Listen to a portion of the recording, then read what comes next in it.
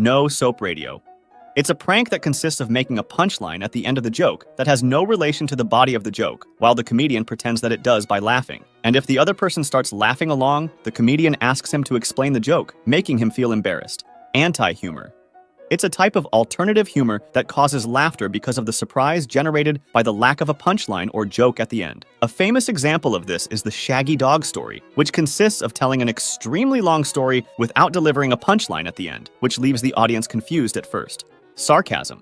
It's characterized by saying something but meaning the opposite in a witty way, and it's usually used to express disdain, mockery, or criticism. It's understood through the tone of voice and the context in which it's used, as focusing only on the actual words may not be sufficient to understand the underlying irony. Sarcasm is mostly used in informal conversations. Slapstick. Also called physical comedy. It's usually full of physical violence, both real and simulated, with the intent of creating laughter in the audience. This type of humor involves the creation of embarrassing, painful, or humiliating situations for those involved, and it's one of the only types of humor that can be enjoyed solely through vision, given its physical nature. White humor. It's the most innocent type of humor, as it's free of offensive content, and it doesn't require mockery of someone or any form of humor that may hurt other people's feelings. It's mostly targeted towards kids and teenagers, as there are neither insults nor bad intentions. Dry humor. It's a type of inexpressive humor, which consists of saying something funny without using body language and delivering the jokes in a straightforward style with a serious intonation. Its best characteristics are the brevity, precision, and wit of the observations, which contrast the lack of emotion of the comedian. Black humor.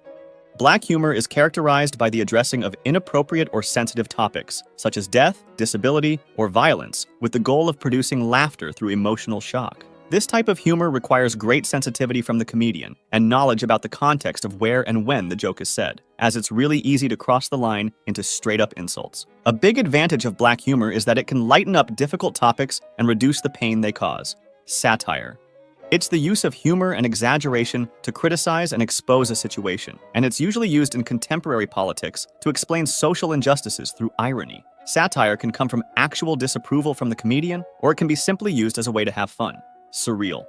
It's characterized by its lack of logic and coherence, and it can be one of the hardest types of humor to use, as the comedian needs to find a balance between total nonsense and surreal humor. Green humor.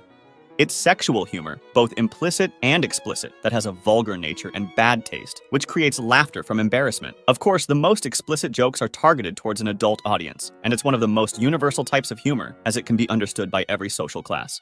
Grotesque humor.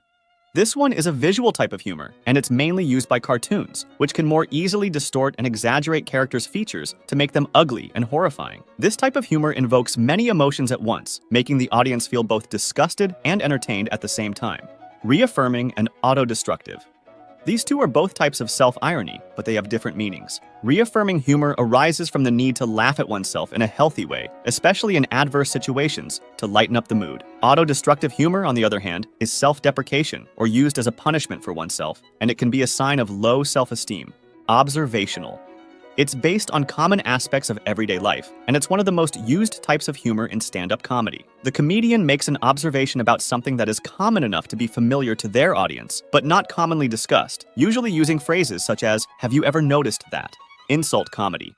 Insult comedy consists mainly of offensive insults, usually directed at other performers or at the audience, especially toward hecklers. It can be both improvised and structured, with comedians holding what are called roasting sessions. Shout out to these guys who are the first patrons that support my channel. You can end up on this list as well. Check out the link in the description.